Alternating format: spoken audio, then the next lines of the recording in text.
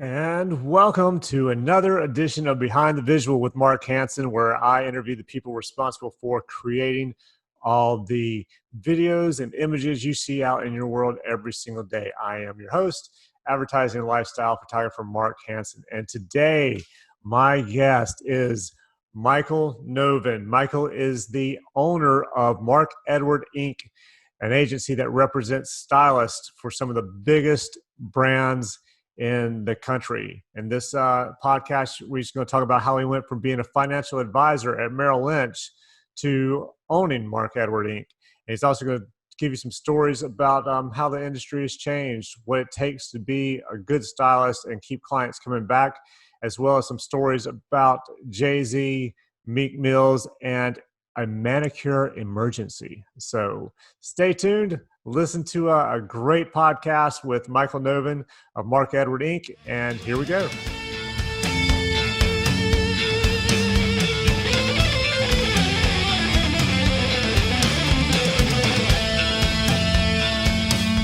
This is not happening.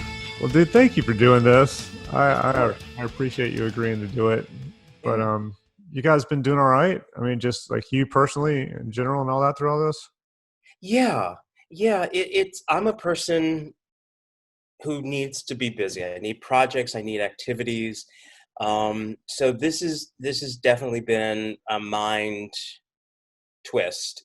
All of a sudden, vacuuming the carpet is a big thing. Or it's like I'm learning to bake. I've been posting things. I've been learning to bake. All right. Hey, I'm not following you on Instagram. What is? Oh no, this is all Facebook. Facebook. Okay. Yeah. Are you on Instagram? Yeah. Mark Edward Inc. is. Oh, that's right. Yeah. Yeah. So I don't post any of this kind of stuff on that. Okay. So we're all doing okay. It's just the longer it goes on, the more nervous everybody gets. And I feel bad because my artists are emailing and calling, asking when things are going to open, when we're going to be able to pay them. And we have to keep telling them that we can't get to the office. And, Belk, or not Belk, because you're getting Belk, but, Macy's, their finance department, everybody's on furlough. So even if I was sitting in the office, I can't give you what we're not getting. Yeah. So I'm going to be curious to see how this industry shakes out, to be honest with you. It's definitely gotten tighter and tighter. There's been more Instagram work, more e-com work, less, obviously no magazines, very few catalogs. Yeah. So it's going to be interesting to see how this shakes out. It's one of my agents seems to think that this is going to weed out a lot of people that just can't financially handle it, and that there's going to be fewer people shooting and doing hair and makeup and styling and all that just because they had to go find something else to do. Yeah, no, I think you're absolutely right. I think you're absolutely right. It's been interesting. I don't know if you see it down where you are, but up here years ago, like, when the market crashed 2008 and the internet started getting really crazy busy, everybody sort of got what I call bumped down. So like the A-list photographers, Jill Ben Simone, who would be making, $100,000 for a one-day shoot, is now doing a B-list job for $50,000. Yeah, I noticed that.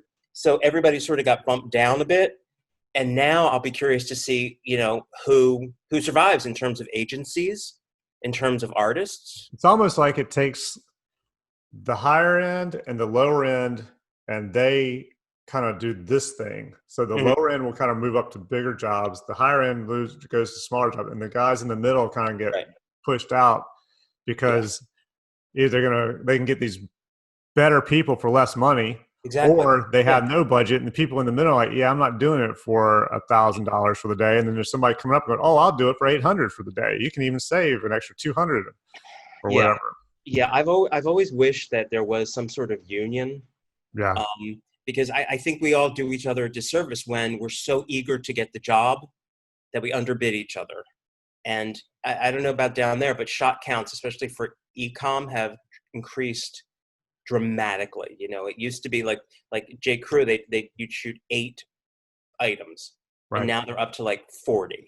So you're literally just throwing the crap down and taking the picture. Well, 40 is good, man, because at Belk they're doing years ago. I think Belk, I don't know how many. So say they were doing 35 maybe 30, 35 items. You're doing front and back. Mhm. Now they're doing 50 to 60, 65 items, pieces, but you're doing front, back, and side. Yeah. Sometimes the details. So you went from shooting 70 to 80 images in a day, which I agree for ecom, that was kind of like you're finished by 2 o'clock and you're walking out the door. But now they've got it to where you're shooting, close to 200 or over 200 a day. So yeah, shot counts are going. Even just location shoots, people are wanting more. It used to be, hey, we got 3, 4, 5 shots for today, and now it's like, oh, we need to get in 10 to 13. Yeah. And I think, in hindsight, the career to have would be in retouching. Yes. That because they can still make money. And now, again, with J. Crew, you used to shoot every item in every color. But now, as retouching has gotten so sophisticated, you shoot one shirt and you send it off to the retouchers, and he or she drops in the Pantone colors, and boom. So Yeah. who even needs the stylist anymore? You just And the high-end retouching is pretty good. Those dudes, I was talking to my retoucher. He's like 200 an hour with like a 2-hour minimum on every yeah, per image. I was like, yeah, damn, maybe I should be retouching. yeah. That's what I'm telling you. I mean, I don't rep them, but it's a great. That's a great, necessary element in this industry. Speaking of repping, how did you become the owner of an agency that's not even your name? Oh, the agency belonged to Mark Edward, who was my partner. I was a vice president and sales manager and stockbroker at Merrill Lynch with an office on Fifth Avenue. Yep. Obvious transition right there. Yeah, yeah. Yeah. Small shift in life. And Mark got sick. He got cancer. And so I took a leave of absence from Merrill Lynch to take care of him. And I just sort of then started helping, going to the office, just doing what I could to keep it alive. And, when he passed away, I just thought I would just wanted to keep his memory and the work that he had started going. So I quit Merrill Lynch and started ripping manicurists and, hairstylists. It was a very surreal world. It was a very surreal world. How long did it take you to get comfortable with that? What's today? How many years ago was it? This was 18 years ago. This Wow, was man. 18 years ago. This is when portfolios were physical. Right. There was no e-com. Magazines still paid, and you actually worked for them. Oh, they had some money and you could actually go somewhere cool to shoot for them. Yeah. Exactly. You could go on location, like you really wanted to get an island feel, so they took everybody to St. Bart's. It's, Yes. you know, and as, Macy's started buying up all these different companies and things just got tighter. It's always been a transition. And for me, it seems like it comes in waves. Like, in the beginning, I don't know if you remember Yeah. Melinda Barnes. She Yeah. grew up with Mark in Texas. So she and he sort of worked, they sort of, it was Mark's agency, but Melinda was there from the very beginning because they knew each other as kids. And then, like a couple years in, she left and she took a lot of the artists with her to another agency. And then, then we had Annette, and Annette decided, she didn't want to do it anymore, and she got Right. married and moved away. And so we dropped photographers because at the time I had my hands full with everything else. Yeah. And, so it seems like there's a shift. I think the important thing for us, the way that we've actually managed to stay in business is by shifting. Like, we were never the high-end, fancy, glamorous photo agency. We were the workers. I wanted people who wanted to work, take pride in your work, do a good job, but this is a career. I came from Merrill Lynch, so I'm like, okay, we're going to negotiate this, and this is what you do. This is your job. So I think, like for us, shifting into things that most people hadn't done at the beginning, like still life, like soft goods. For the life of me, I tried for decades to explain to my parents what actually soft goods were, or to friends. And nobody understands, until you actually point out that stack of sweaters didn't just appear. To show up, right. Those bras or the cosmetics that are draped and swoopy, and that just didn't happen. As a Um, photographer, I've always felt bad. I've only shot that kind of stuff a few times. It was earlier in my career, but I always felt bad about the disparity, the difference in pricing between the mhm, stylist and me. mhm. I'd sit there and the stylist would do work on this stuff for 15, 30 minutes or whatever. And then I'd go, all right, let's move on. Yeah, exactly, Like twice as exactly. And much. what's happened here in the city, at least with the e-com stuff, is stylists now are getting paid many times more than the photographers are. Yeah. Well, I think especially with when it's something like that where you set it up and then you Yeah. don't change anything and all you do is basically you hit a button on your computer and go, yeah, okay, that looks good. Let's move on. They should because the photographer's not once that thing's set up, the photographer needs to have the skill to set it up and light it and make it look good. Yeah, yeah, But if literally it's the that. same lighting, especially ecom, Yeah. yeah, I agree. And now the photographer is at, like with Amazon, he's not even allowed on the space. He Yeah. sets it and then he backs off. He goes into another room and the stylist lays it down, tells him I'm ready to shoot it. The stylist clicks the button. Everybody gets the image online immediately. Okay, shift it this way, shift it that way. Okay, next. Right. So yeah, it's become an industry that unfortunately has stopped valuing talent, that skill. Like for me, watching, and I know because you've been doing it also for a long time, just the fact that we've gone digital and we've lost that third dimension and shadowing and just really, people used to know how to light, Yes. used to know how to light a face and a dress and a bag. And it wasn't done on the computer. It was a skill. It was an art. You really, Gilles Ben Simone or somebody became Gilles Ben Simone because of that eye, and that Right. stylist became famous because of that style. And now with ecom, everything's flat and it's all done in retouching. How So much do you see is with your makeup artist of the retouching that gets done to where because I've seen retouching done for makeup mhm. where the makeup at the beginning and the makeup at the end don't even look the same. No, no, they don't. They don't. And for a while, in the industry, there was kind of a backlash that we should try to keep things more natural, Yeah. but it never lasts. It's like not photoshopping or retouching bodies. Right. For a Yeah. while there was that whole thing, and then even though American women and American men are, I guess, what an average size 12 or 16, it's still the models are size 0 to 2. Um, Yeah. so I it, remember years ago, Annette was telling me that she was working, producing for some catalog firm. I can't remember who it was, but she had a plus size clothing company call and go, "Hey, we need size 10 models."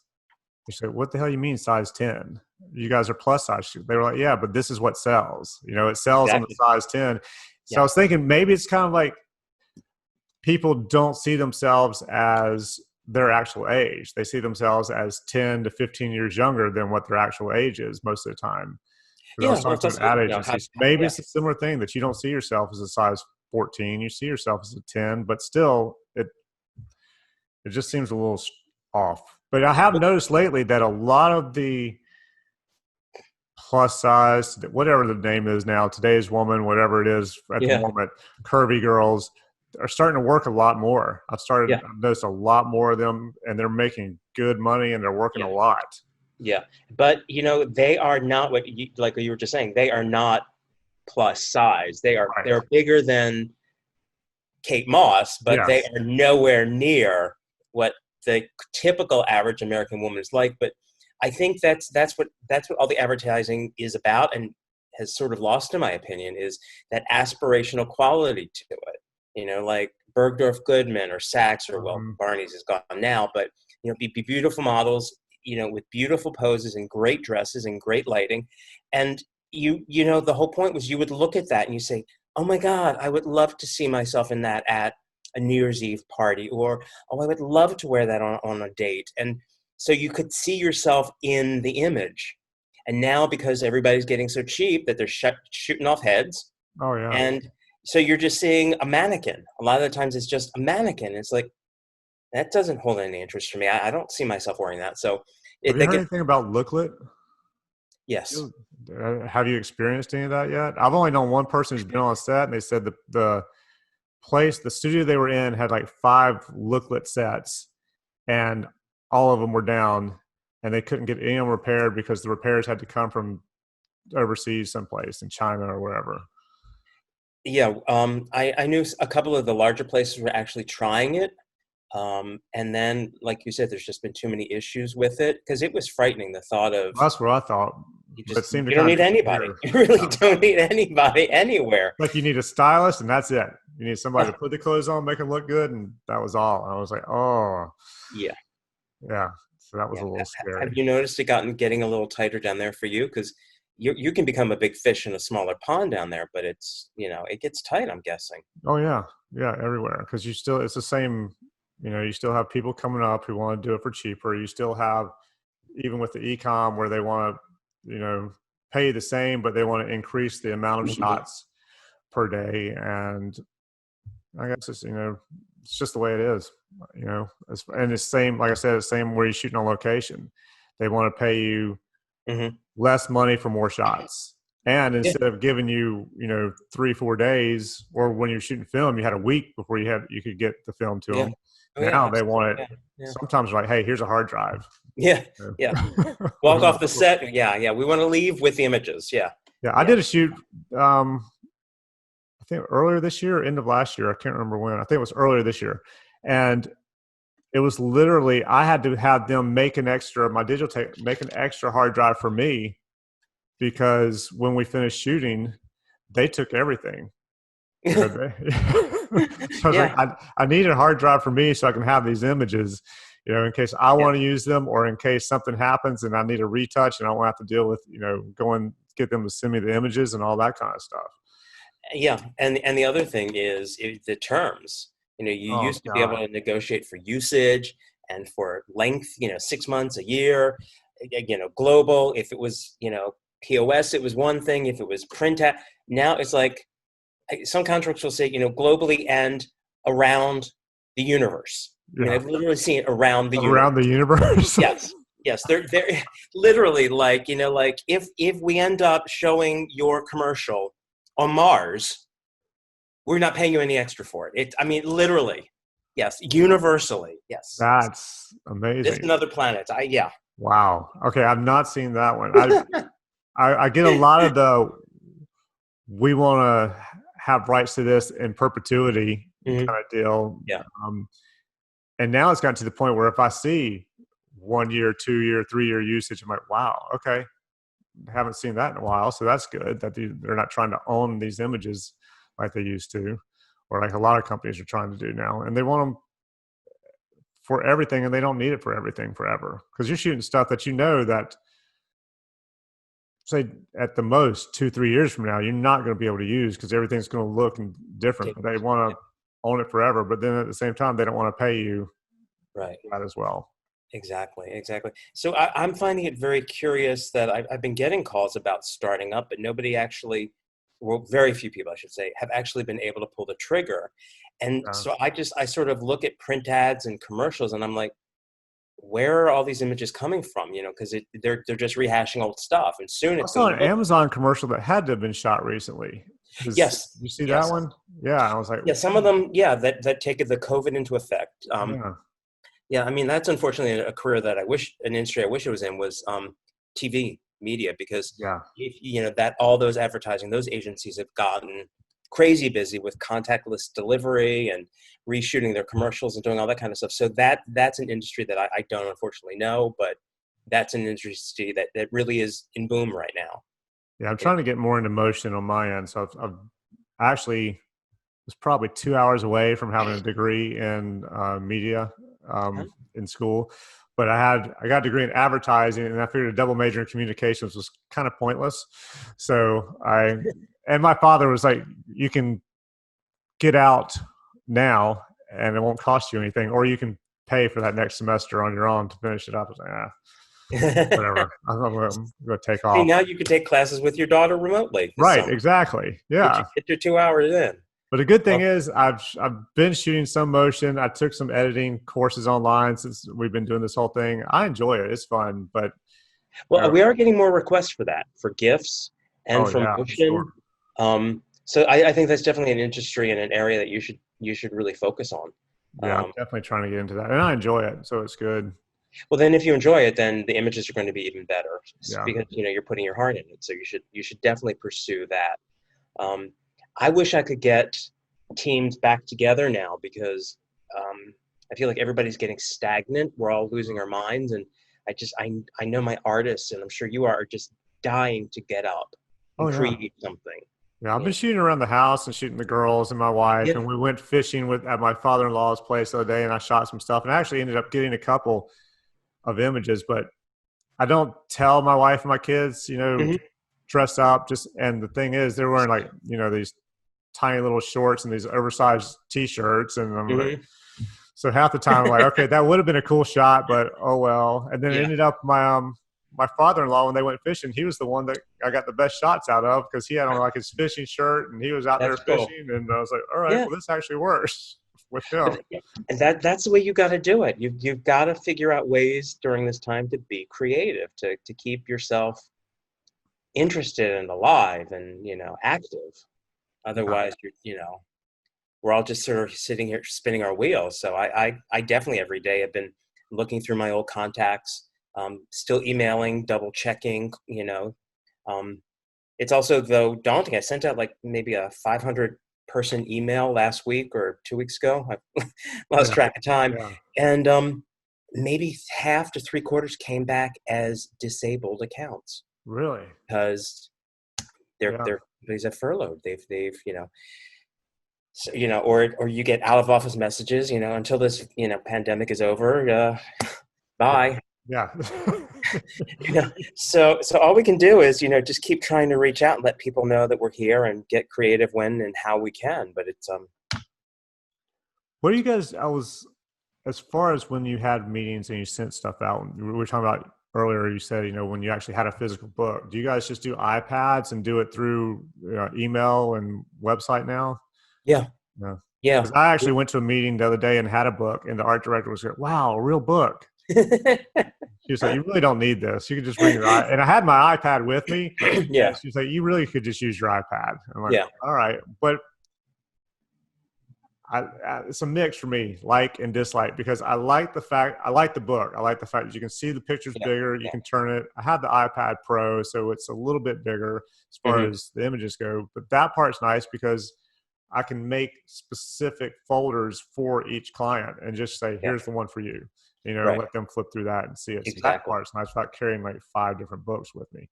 Right. Do you do your own printing, or is there somebody? Yeah, I do my own because I was about to anytime say, I print it, man, I send it to somebody. It's and from the even from the time starting with film to whenever, if I send it to someone, it never is printed. Even myself, I sometimes print and go, "Yeah, I don't like that. I need to adjust this yeah, now and do it again." So yeah. I try and print everything Because myself. all of those companies up here in New York went under, House of Yeah, Portfolios and all of those places because nobody was doing physical portfolios anymore and printing actual images. And it's funny you say that because you can't fake as much in a physical portfolio right. as you can online.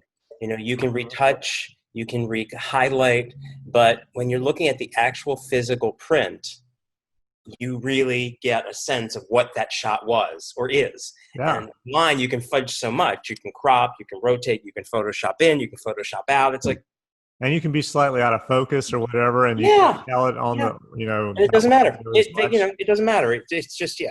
Because art directors these days are 12, Yeah. photographers are 13, you know, and they're all getting, they're all making nickels. You talk to them about physical portfolio or they're like, what? Yeah.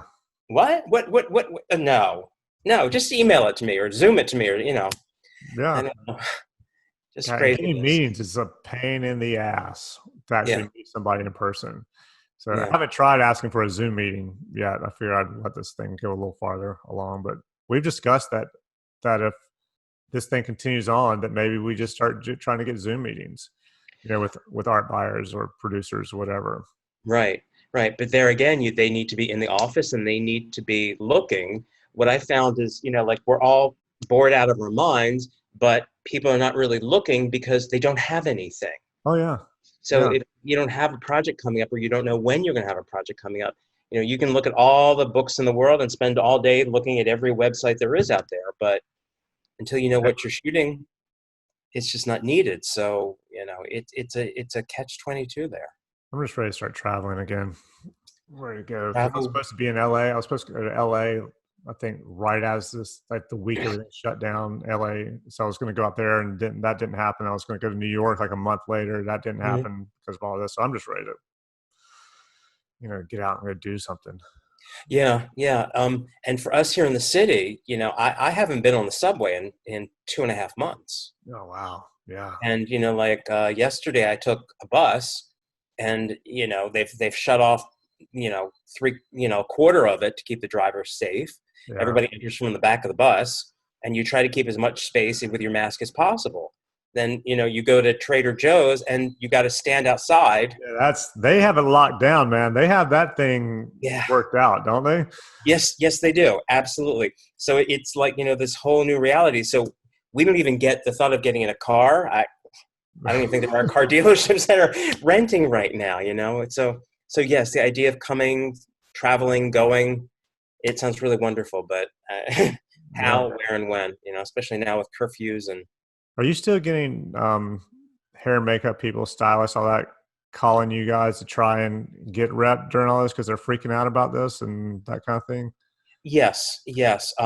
And I don't know but if you saw on the website, we've partnered unofficially with a company out of LA, No Name Yeah, Productions. yeah, I saw that.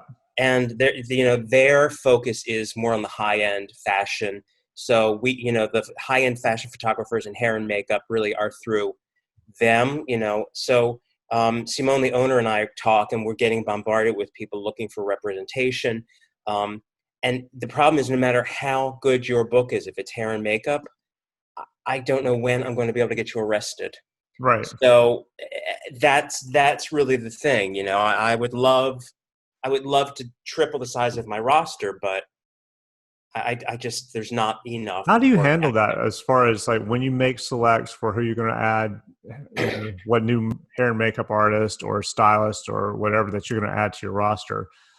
What factors into all that for you guys? Um, Talent and personality, Yeah. So I think personality would be, because personality is huge, especially in New York City, where a lot of the studios before were very small spaces, especially on a still life where it's a very tight kind of box and they're just bays after bays. You really need to get along with the photographer and the art director, and so yeah, a really positive, strong book with a great client list is essential. But I will take somebody with a good book and an amazing personality over somebody with an amazing book and a lousy personality, or even a sense of being difficult. I don't have time for divas. There's just no room anymore. yeah. So it's a meeting. It's a feel.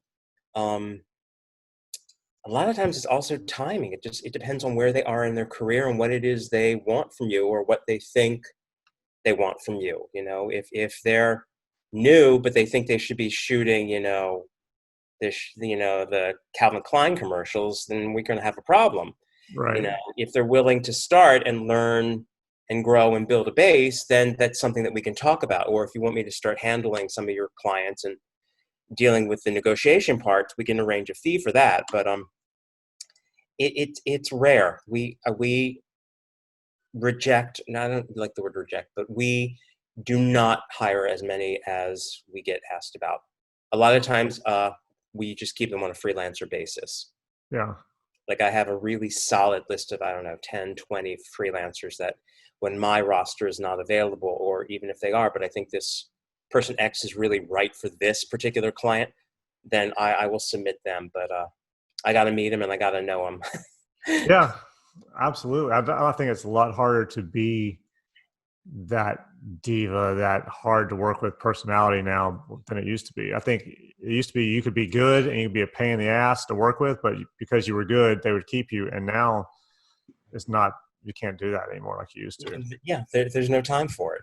There's Yeah. literally no time for it. You got to get in there and just bang it out. And you got to have a good attitude. And There's nothing I dislike more than getting an email or a phone call from a client after a shoot telling me that my talent has said something or done something or not done something, and then you become a parent and you got to call them into the office and you got to sit them down and you got to scold them without, treating them like an imbecile. But you only get one shot. Like if I get that phone call, they are never hiring you back again. I don't care Right. what you do. I knew You've a only got makeup one. artist that it was her, and I guess I don't know if it was a movie set or what, but they had multiple makeup artists, hair and stylists on the set, and so I knew probably half of the people that were there. And I started hearing the story afterward that one of them that I knew, that the art director, somebody was talking to him. It's like, this is what's going to happen. Here's how we're doing that. He was explaining everything. And Mhm. this one hair and makeup person went, "This isn't my first rodeo." It's That your was it, last one, man. and maybe you're Yeah. not your first, but it's your last with us, kids. Yeah. Yeah, She yeah. never It went doesn't. back. People said all this, everybody else said, our mouths just dropped open. It's like, I cannot believe you just said that to this guy. Yeah, yeah. You just put your own foot in your own mouth, and you can kiss this client goodbye. Yeah. Yeah. I couldn't believe it. How do you guys get new clients? Are you actively pursuing them, or is it more word of mouth? How's that happening? I beg, I borrow, I steal, I cajole, I'll send out a hooker. Um, it, at these days here, I'll buy you whatever you need to get the Right. job done. There is no hard and fast rule. It's really, you just have to keep banging down doors. You just keep having to. I find myself looking through old emails, old call sheets, because a couple years ago, somebody's production assistant could now be the art director, or Yeah. the art director here is now the art director there, and you didn't know they moved, but when you reconnect, you can remind them of Mark Hansen. Is it Who mostly you work with. relationships with you guys? Like, how often do you get just like a cold call from somebody you never worked with? Rare. Yeah. It's rare. It's usually warm in some way. I was recommended to you, or a friend, used you guys, or um, a lot of it is, different art directors. Like, we've started doing a lot of Avon, knock on wood, and it's because they've got so many different art directors, and it's like they all talk. Right. So it's really word of mouth. It's just it gets back to being really positive and personable and great on set, because that will get passed along almost as fast as if you're lousy and hateful. I do try to send out emails to just random, through LinkedIn, or through Yeah. AdBase, or all those other places. You got to try everything, but what I really find works is people do business with people they know, Yeah. Absolutely. or someone they know knows. It's yeah. Yeah. Occasionally, years ago, I would get business from people that I had never heard of. It was just Mhm. random. Like, I was in Miami shooting. I was actually down there shooting something that you guys had gotten me, and I got an email from somebody that there was some woman, some designer they needed to shoot for an ad, and wanted to know if I would do it. And I was like, "Yeah, I'm in Miami right now. I'll go up and do it." Never Yeah. heard of the agency before. That doesn't really happen as much anymore. It seems it's all people that I've at least met before. Yes. Very rarely, or they've heard from somebody who knows Yeah. me that you A need to friend of a qualify. friend of a. Yeah. Yeah. Because the days of sending out postcards.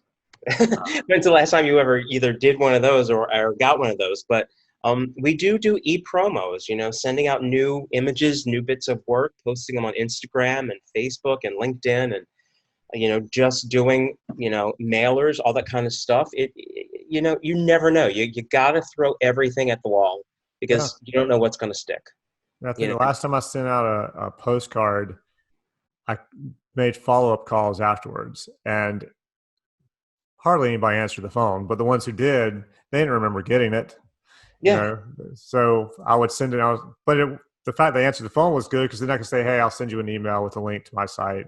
Yeah. That was good, because then they would check it out and saw it. But yeah, the postcards, nothing. And I have a friend of mine who's a creative director out in LA, and he said he went into a photography class one time and was like, wanted to show everybody all the promos he got weekly.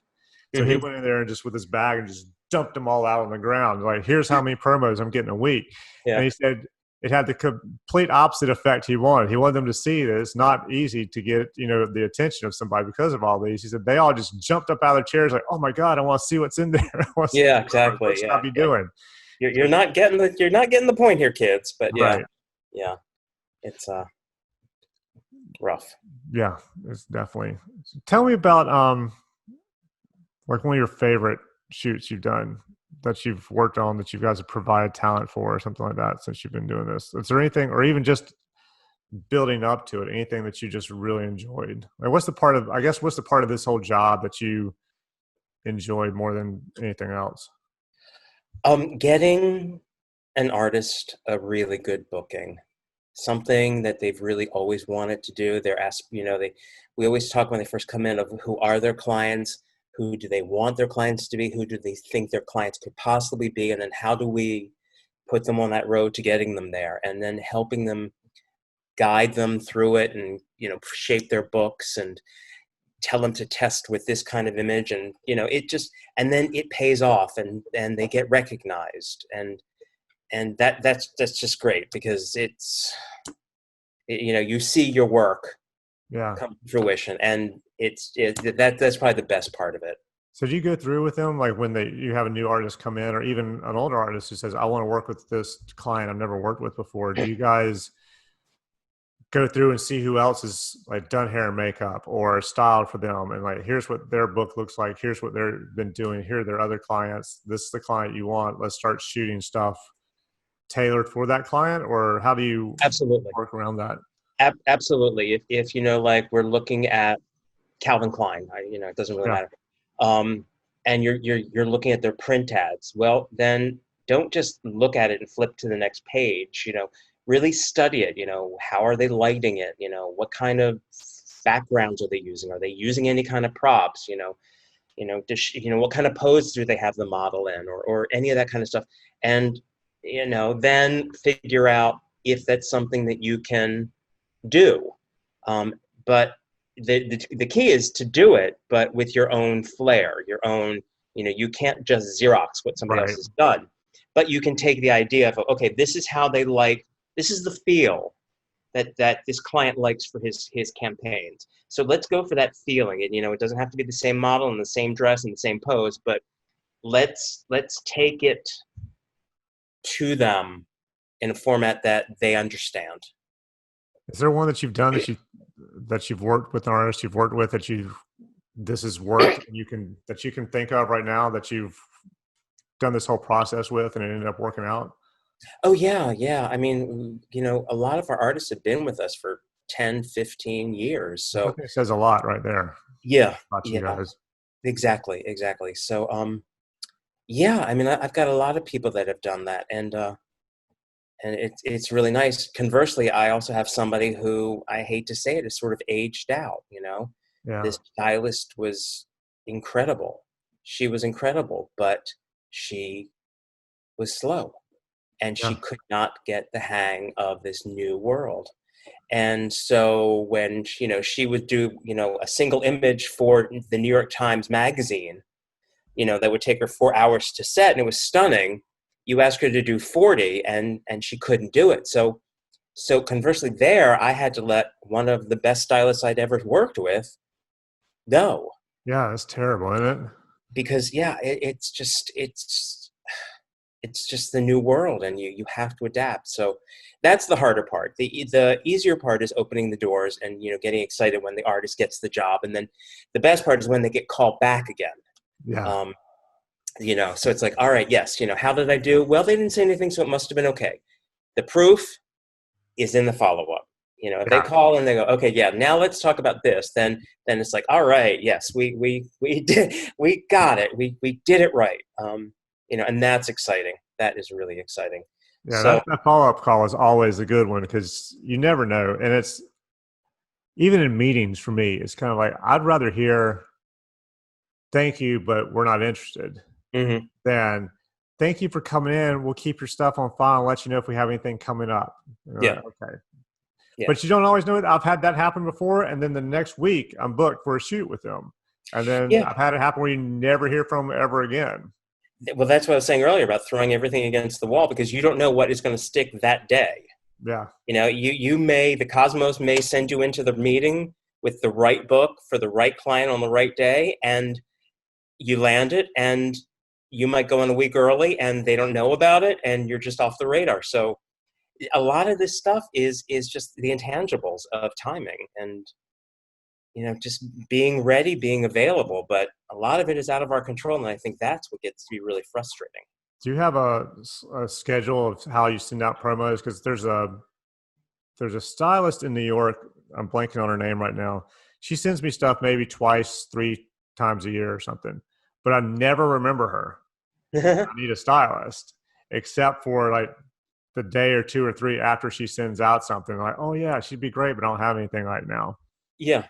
Yeah. I mean, yes, I definitely keep a folder of potential new artists that I'm interested in. They send me stuff and I want to get to them, but I just don't have anything for them right now. So I Yeah, definitely keep a file of that. I also, through agency access, um, keep files and can see when I've done a promo for Mark Hansen or for Annette Showers or for Michael Novin. right. So, Simone from No Name and I and their other agent, we can sort of coordinate. Okay, let's do a hair and makeup promo this month. Let's do a soft goods promo this month. Let's feature a new photographer. So so as much as I try to stay regimented about it, daily crap gets in the way, and Oh yeah, it's like before you know it, 3 weeks are over, and it's like, oh damn, I forgot to send out that mail. right. But Yeah, but yes, the goal is to keep a presence out there online, so that at least your name right. is in their heads. Your name, it may not be the photographer Mark Hansen, but oh yeah, oh yeah, that agency, or oh yeah, Yeah, oh, they rep Mark Hansen, or it's just that little moment yeah, that you hope turns into something, and it can. yeah. It's amazing how it happens, and Yeah, sometimes it's quick, and sometimes it's. I had one. It's 5 years. yeah. Before it happens, and yeah, I agree. I think it's all about keeping your name out there and making sure that they like you and want to have you back Well, I because think that, yeah, huge. I think that's what was so interesting about this Old Navy Gap thing for me is they're out in San Francisco. I'm Right. in New Yeah. York, but I just needed to think outside the box, so I started looking for who was shooting where and who would need what, and I started looking around for some photographers that I knew, and started sending promos to Old Navy Gap, and actually got some bookings. And then a lot of time would go by because they don't want to fly people out, so it didn't work out. But then I hadn't heard from these guys for 6 months, 8 months. I still send promos, Yeah. and they emailed a couple months, just at the start of this COVID stuff, because I'd emailed them saying, I got people that are out there that can shoot in their home studios. And so far in the last 2 months, they've called twice.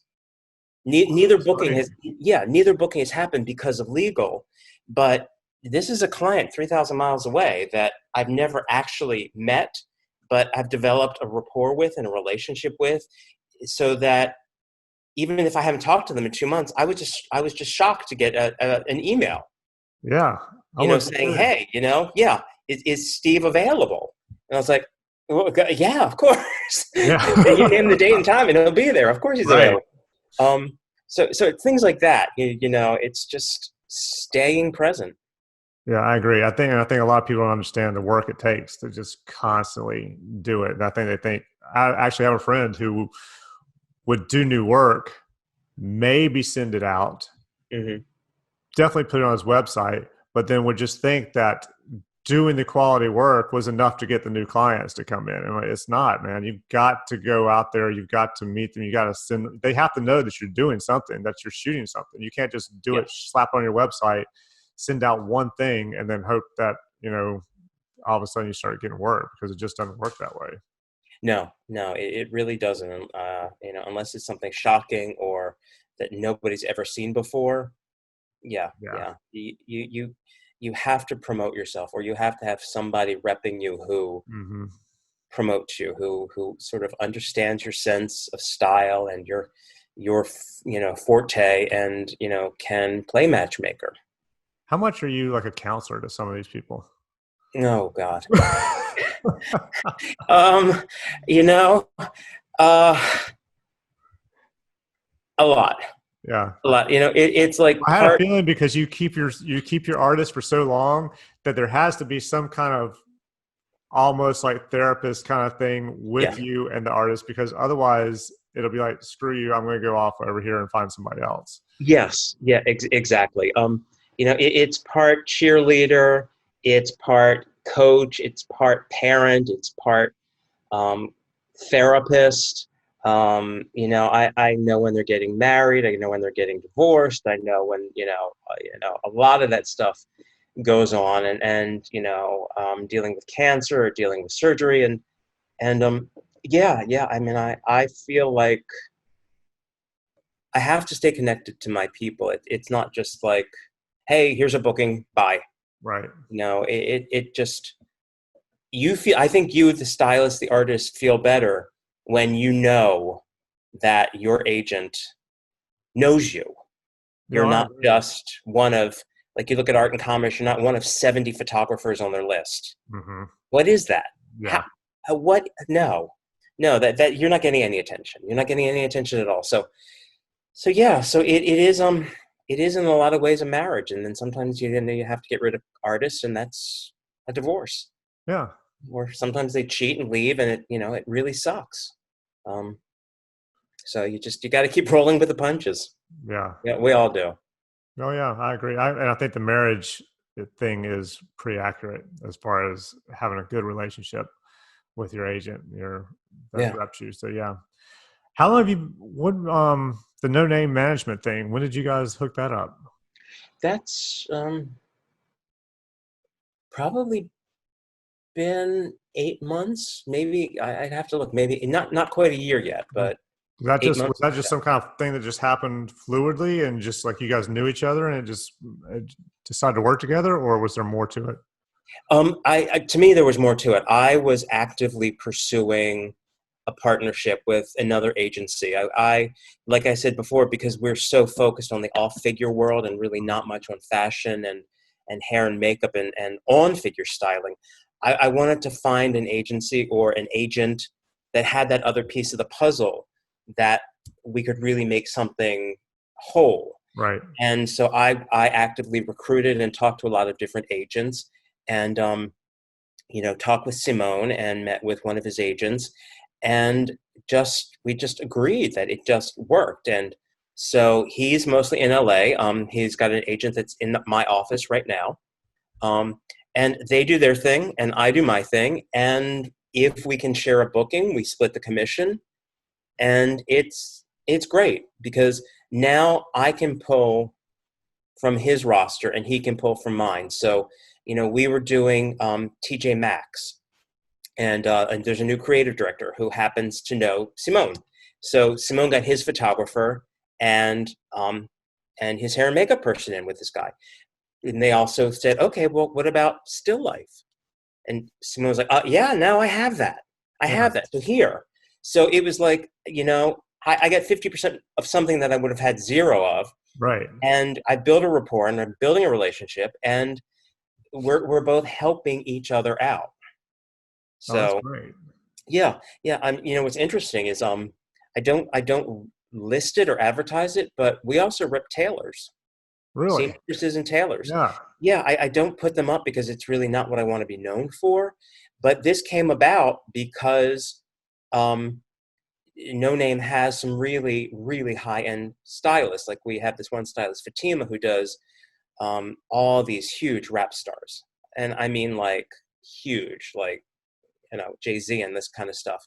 And they need a tailor. They need somebody to be on set to tailor the item before he goes on stage. And, he Yeah. changed his mind. Um, and so the stylist is there, and they needed tailors. And I just happened to know some. So I put tailors together with this stylist. And the next thing you know, the stylist and the photographer and the seamstress are being jetted off to Miami because he's doing a concert. and decided he wants to change his look. So they send his jet, and so that's found money. But I would not have really dawned on me to work as hard on tailors and seamstresses had this opportunity not come up, and I wouldn't have had this opportunity had it not been for this partnership. So. Well, I think your tailors and seamstress are very happy about that gig too. That's a pretty cool gig to get. Yeah. I mean, Meek Mills. It's it's crazy. Wow. Yeah, that's very cool, man. I mean, I can't run numbers by you, but Meek went on a shopping spree and decided that when he was at Gucci, there was this sweatsuit that he absolutely had to have. But they didn't have it in his size. They only had like one size that was like 7 times too big. God. So he bought it for $1,800 for a sweatsuit. That's And nothing. then, no, just wait. It gets better. It gets better. Because then he called Fatima, who called the tailor, because the entire outfit had to be deconstructed and re-sewn together so it would fit him. So he spent another $1,000 just having a sweatsuit altered. My God. I mean, that is It's rare. a hell of a sweatsuit. Yeah, exactly. That's kind of a goose with a golden egg that you don't get very often, but it's like, if somebody has a need, I'm going to do my damnedest to find a way to fill it. Yeah. Wherever it is, whatever it is, however it is. I mean, I've been really, like, right now, my big focus has been promoting my married couple, my photographer and his wife, and, saying you can send the stuff to their house. They are there by themselves. They got a nanny with the kids. Safe, sound, secure, done. And these are both true professionals, so that's where I've been focusing is trying to push what I think the market could use right now. What is viable? Yeah. A few months from now, who knows what that'll be, but right now, safety and efficiency is the key. Yeah, I agree. And that's good that you've got somebody you can actually promote that's doing that. So I'm sure that helps. Yeah. With everybody. All right, man. Last question. What is the strangest thing that you have experienced in this whole world of fashion and photography and catalogs and lifestyle and all that stuff? Well, I would have to say it's dealing with manicurists. Really? I would have to say that I never thought the words manicure and emergency would be used in the same sentence. But they are. Really? They are. Yes. We have a manicure emergency. Explain that. But it's a major celebrity, and she broke a nail, and you got to get the manicurist out here right now. I've never heard the words manicure emergency in a sentence used with all seriousness. I didn't know that was a thing. Mm-hmm. Was it for a shoot or a concert or for a photo shoot? Okay. Yeah, it was crazy. And we get things like that. Conversely, when we were doing, I don't rep manicures anymore because you get to charge more for that. Yes. Manicure emergency. Yeah, exactly. Yes, it's a house call. Yes, yeah. So we're tripling the rate. But no, we've actually, when we were doing some of the major Revlon and nail campaigns, we were charging by the digit. Really? Mm-hmm. Yeah. How many fingers or toes do you want done? Okay. Wow. Mm-hmm. And it's all these things you don't know. And then there are hand models and foot models and all that kind of stuff. And, like if you're doing a new product, like a Lee Presso nail or something, there are certain hand models that will not allow you to put that kind of acrylic crap or whatever it is on their fingers. So that's also something I never was aware of, that I have to find out what the product is, what it's composed of, what does the client need, and what will the hand model and hand model's agent agree to let our manicurist do. So does the hand model go around like in Zoolander, like David Duchovny? When Yes. The... Yes. Yes. You think I'm crazy?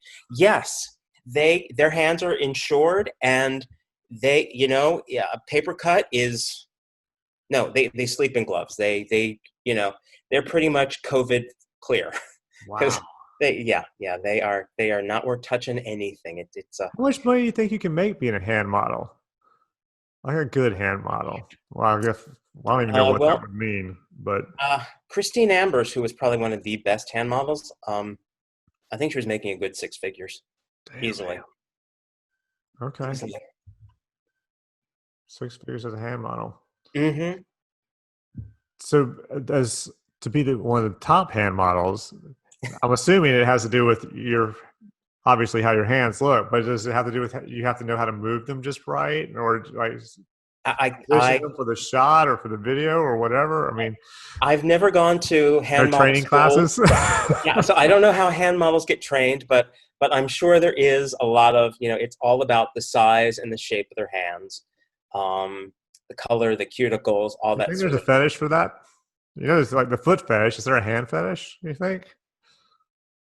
I don't know. I'm just There asking. certainly could be. I don't know if it involves it. It's not something I book. I've never gotten a Right. call looking for a hand model for a fetish.